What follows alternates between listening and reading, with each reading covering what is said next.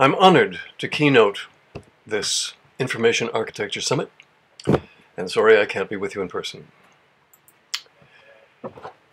My title is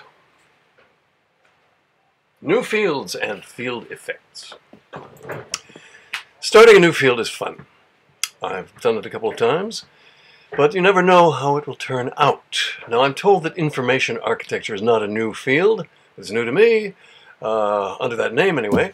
I never heard of information architecture before I was invited to speak, so undoubtedly information architecture under that name is new or non-existent to millions of others. So I'll call it a new field, meaning that it is aspirational, struggling, and not established in public consciousness. A new field, a claimant new field, a putative new field, must compete with hundreds of other fields for respect, attention, grants, patronage, customers, office space, students, acolytes, and inheritors. Whether anybody can get a job by claiming competence in a field that is not well known is a tricky question, involving appearances, street smarts, and luck. So, what is a field? A school of thought in some zone of concern, a way of operating and thinking, professionals wanting respect in business under a specific label and claiming special understandings, special abilities. So the political issue facing the new field and its adherents is how to establish the name and create a public image of competence, staking out an area that seems to make sense to people. But if it makes too much sense, then most people won't think the field is necessary. So there needs to be a little evasive hauteur and hocus pocus, if not hokum. So publicizing and celebrating the new field in name and its claims are politically central. We could compare it to a new religion, but let's not go there. Whether a name for a field catches on or not is very political, and also very much a question of what clicks in the public mind. There have probably been hundreds of attempts to start and publicize new fields that did or usually did not catch on, partly because of the rivalries of fields that were already there. If they have to make room adjusting their borders topologically, it means smaller territory of subject and fewer students and less customers. Here are some favorites of mine that didn't catch on. Mathetics, supposedly the science of learning, but the Journal of Mathetics only printed 2 issues. That shows the problem. Euthenics! Anecdote. 50 years ago, when I was teaching sociology at Vassar College, my office was in a building called, I kid you not, the Minnie Cumnock Blodgett Hall of Euthenics. The building name has rung in my ears down the decades. Benefactress Blodgett thought of euthenics as being the science of behaving right, which she expected to be complementary to eugenics, which was going to be in those days the science of breeding right. Well, I'm sure the building still stands. I don't know about the plaque, but few of us order our lives by either eugenics or euthenics. Nexialism, the study of connections. I typed up a business card as a teenager saying I was a nexialist. It was for myself. I think I filed it somewhere. And I know some nexialists, but they don't use the word. Synectics, also the study of connections, or maybe the science of creativity. Great name, no contracts. Intellectronics. I love that one. Could be anything, but it doesn't get around much anymore. Informatics, a much better term than information technology or IT, used in France but not in English-speaking countries. Anecdote. I wrote to Informatics Inc. In 1963, I think it was, and asked if I could use the term informatics generically. They wrote back and said I couldn't. I didn't know trademark law, so I left it at that. Of course I could have used the term generically, and it might have become the name of the field today. Sigh. Here are some fields and labels that sort of caught on. Ergonomics, a technical sounding name for making things easy to use, which semi-caught on. Human factors, a non-technical sounding name for making things easy to use, which semi-caught on. Communication design, pretty broad. Anecdote. At one university where I worked, communication design was apparently a euphemism for training in advertising. I gave a talk on hypertext to the communication design department in 1973. I talked about the human future at interactive screens and documents that connected to each other. And one student complained fiercely, "What has this got to do with comm design?" Seemed to me everything, but I was unable to help him see it. Here are some fields that had to fight their way in. Computer science.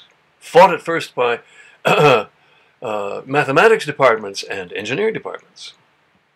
Computer graphics, fought at first by computer science departments and fought in the ACM by SIGIR, the Special Interest Group on Information Retrieval. HCI, human-computer interaction, which was fought in the ACM by SIGGRAPH, the computer graphics Special Interest Group, and which, of course, had fought its way in. And, oh yes, hypertext. Anecdote. For some reason, artificial intelligence has been the greatest natural enemy of hypertext. Many artificial intelligence guys hated the idea. So hypertext versus AI was a cat and dog situation from the beginning, although it took me decades to recognize it. First example, I visited CIA headquarters in Langley in 1966 and found myself in a nest of AI guys. They hated when I talked about what I said about hypertext. 23 years later, at an AI conference, I spoke about hypertext, and the next speaker was Doug Lennett, a famous AI guy. His first words were, "Hypertext is evil." This was a couple of years before the web. So, here now is information architecture. What does information architecture claim to be? What Wikipedia says. Information architecture is a specialized skill set that involves the categorization of information into a coherent structure, preferably one that the intended audience can understand quickly, if not inherently, and then easily retrieve the information for which they are searching. What usability.gov says. Information architecture focuses on organizing, structuring, and labeling contents in an effective and sustainable way. The goal is to help users find information and complete tasks. In other words, information architecture is an aspirational new field that wants to claim special understandings of information presentation and organization. And I'm hearing behind that new layouts for flights of documents and pages on the screen, with maybe some new tricks of subject breakdown. So your natural enemies in academia and industry are information science, formerly library science, technical writers, web designers, HCI, schools of design. Good luck on those political issues. So what do you know that's special about information presentation? I've been here before. I've watched computerdom go round and round on presenting information for 50 years. We're always looking for good ways to get ideas across, but are there really new principles of organization, presentation, and, dare I use the word, teaching for computer screens? Are there special methodologies for reducing a subject to a system of presentations?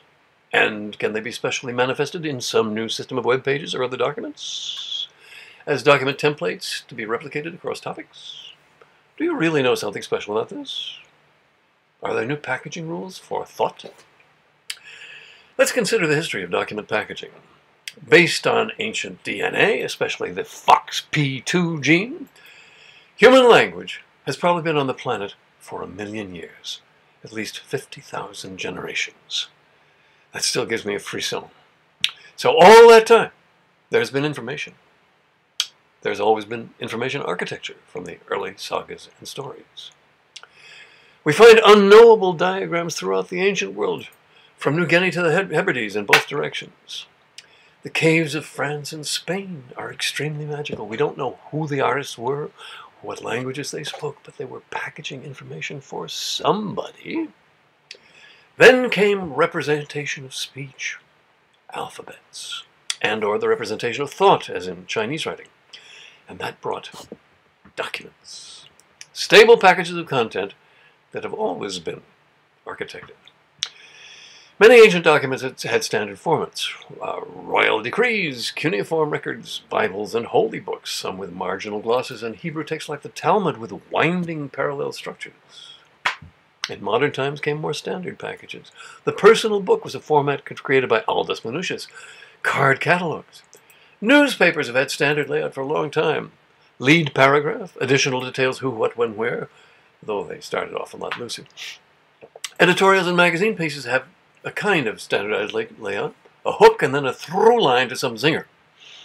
Academic articles have a standard layout, abstract, exposition, evidence and argument, conclusion. TV shows have formats, of course. Diaries. Emails are a stabilized package, visually unchanged since my friend Larry Roberts created the first email reader in the early 70s. the from, to, and a subject line that trails and drifts into irrelevancy as long-tail replies go back and forth. This is increasingly clumsy. And now web pages. They went from the simple early styles where text would flow as you made a page narrower. Now if you change the size of the text, you can't see both ends of the line because of the hard carriage returns that the designers think they are entitled to inflict. Faint gray sans serif text that's too small for us over 40s, and you can't change the size of it. All framed by acres of white space with junk sliding over whatever you're trying to read. And this is called design, because prettiness of some kind is favored over readability. Which brings us to user experience design. Now, I hear that information architecture is a branch of user experience design. It's high time! Isn't that nice? I'm finally hearing about user experience after campaigning for it all my life. I've been talking about user experience and designing for it for over 50 years. User experience is about effects that the user feels. Felt effects, or excuse me, field effects. I've argued for vividness, clarity, and motivation, vital aspects of user experience. Anecdote. You're probably familiar with one of my designs. About 45 years ago, I came up with the idea of the back button. But in 1968, it was only obvious. Obvious, you say, I totally agree, but in 1968, it was totally obvious to only one person in the world. My colleagues at Brown University said, users will never understand that. But they implemented it anyway, and sure enough, it was understandable. Anecdote. 30 years ago, I tried to tell them at Data Point about screen interaction and the importance of vividness, clarity, and motivation. I took my bosses at Data Point to a video game parlor to give them a sense of what user experience could mean in terms of vividness, clarity, and motivation. That was a little after Space Invaders, games like Pac-Man, Ms. Pac-Man, Asteroids, and Centipede pulled quarters out of people's pockets. They were vivid, clear, and motivating. But one of my bosses, who believed in the keyboard command line, dismissed the idea of vividness as operator entertainment. He did get it. He did not get it, and many people still don't. Information is a slippery concept. Some say knowledge, but knowledge means truth. Let's not go there. Most of what we call information is assertions made by authorities, companies, and people filling out forms. Information is both slippery and fluid. Being fluid, it can be poured into any vessel.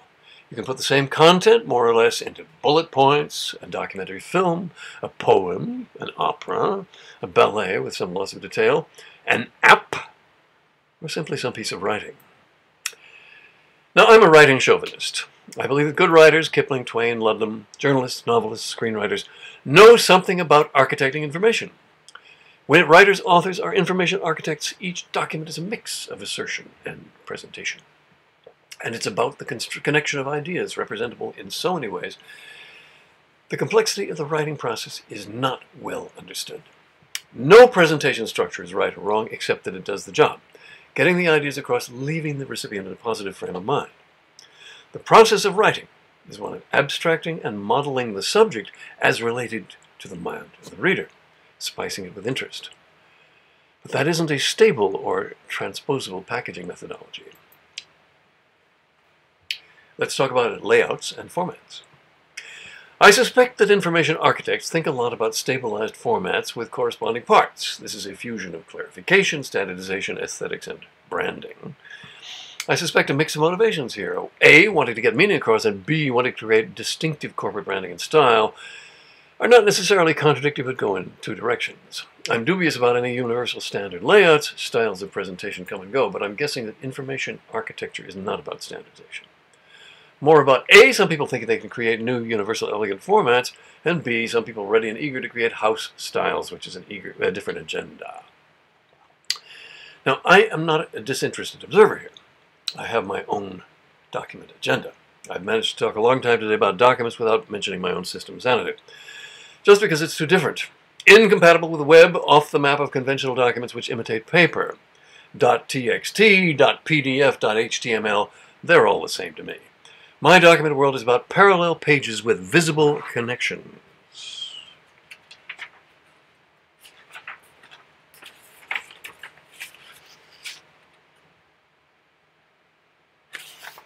Visible lines connecting content on one page to content on another. Every quotation connected to its source. Talmudic interconnection for the interactive screen. I hope to have that working one of these years, but it's long and difficult. Simple, but diverse in its requirements. Wish me luck. Okay, quote closing remarks, unquote. Note that schools have a standard format and methodology, and the one thing they achieve reliably is to make every subject uninteresting. Whereas the principles of writing, showing, and teaching are what they always have been.